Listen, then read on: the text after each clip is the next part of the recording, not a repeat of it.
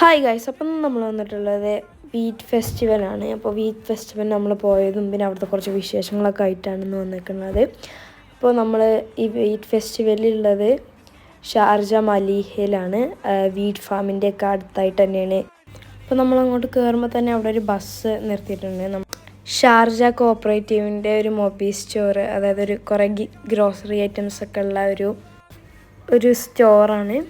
പിന്നെ നമ്മൾ ഉള്ളിലേക്ക് കയറി. അപ്പോൾ ഉള്ളിൽ ഫസ്റ്റ് തന്നെ നമ്മൾ കയറി ചെല്ലുന്ന ആ സ്ഥലത്ത് തന്നെ വീറ്റ് ഫെസ്റ്റിവൽ എന്ന് എഴുതിയിട്ട് ഇങ്ങനെ ഡെക്കറേറ്റ് ചെയ്ത് ലൈറ്റൊക്കെ ആക്കിയിട്ട് വെച്ചിട്ടുണ്ട്.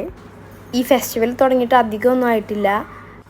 ജസ്റ്റ് ഡിസംബർ 21-നാണ് ഈ വീറ്റ് ഫെസ്റ്റിവൽ തുടങ്ങിയത്. അപ്പോൾ അതുകൊണ്ട് ആളുകളായി വരുന്നേ ഉള്ളൂ, റഷൊന്നുമില്ല അധികം. അതുപോലെ തന്നെ കുറേ സ്റ്റാളുകൾ ഇങ്ങനെ ഒഴിഞ്ഞു കിടക്കുന്നുണ്ട്.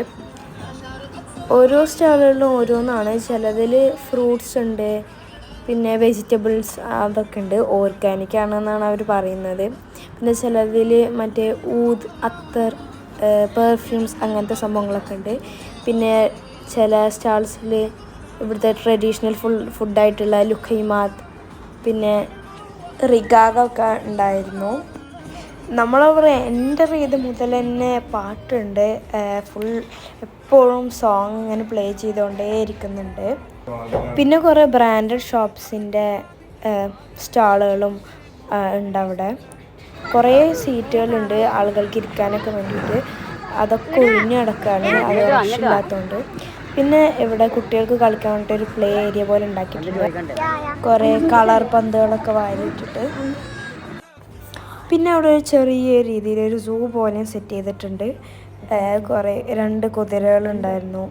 പിന്നെ നമ്മളതിൻ്റെ ഉള്ളിലോട്ട് പോകുമ്പോൾ ആണെങ്കിൽ വേറെയും കുറേ അനിമൽസൊക്കെ ഉണ്ട്. അതിൻ്റെ പുറത്ത് ചെറിയ കൂട്ടിലാക്കിയിട്ട് കോഴിക്കുട്ടികളെ, പിന്നെ ലവ് ബേർഡ്സിനെ, പിന്നെ ആമകളെ, പിന്നെ മുയലിനെ, കുറേ മുയലുണ്ടായിരുന്നു. എല്ലാത്തിനെയും കാണാൻ നല്ല ക്യൂട്ടായിരുന്നു.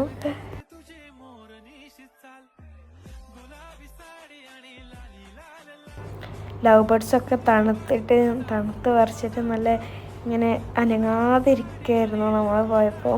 പിന്നെ ആമകളൊക്കെ ഉണ്ടായിരുന്നു. ആമകൾ ഒന്നും നടക്കുന്നില്ല, എല്ലാതും തലയൊക്കെ ഉള്ളിലേക്ക് വലിച്ചിട്ട് ഇരിക്കുകയാണ്. ഭയങ്കര തണുപ്പായിരുന്നു അറ്റ്മോസ്ഫിയർ. കമ്മിങ് ഫെബ്രുവരി വരെ ഈ ഫെസ്റ്റിവൽ ഉണ്ടാവുമെന്നാണ് പറയുന്നത്. അപ്പോൾ എല്ലാവരും വരിക, വിസിറ്റ് ചെയ്യുക. അടിപൊളിയാണ്, നല്ലൊരു എക്സ്പീരിയൻസ് ആണ്.